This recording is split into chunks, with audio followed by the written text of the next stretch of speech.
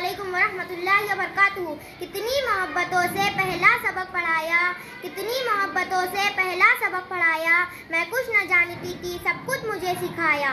पहुँचा दिया फलक तक उस्ताद ने यहाँ से, पहुँचा दिया फलक तक उस्ताद ने यहाँ से, वाकिफ न थी जरा भी इतने बड़े जहाँ से। हमारे मुल्क हिंदुस्तान में हमारे मुल्क के साबिक डॉक्टर सर्वपल्ली राधाकृष्णन की पैदाइश पर यौम असातिज़ा यानी टीचर्स डे मनाया जाता है। उनकी पैदाइश 5 सितंबर 1888 सन ईस्वी को तमिलनाडु में हुई। डॉक्टर राधाकृष्णन एक अदीम फलसफी और माहिर तालीम के तौर पर मशहूर हुए। राधाकृष्णन एक कामयाब मुदर्रिस और मुसन्निफ थे, इसलिए हर साल डॉक्टर राधाकृष्णन को यौम पैदाइश पर उस्ताद की अहमियत को बताने के लिए टीचर्स डे मनाया जाता है।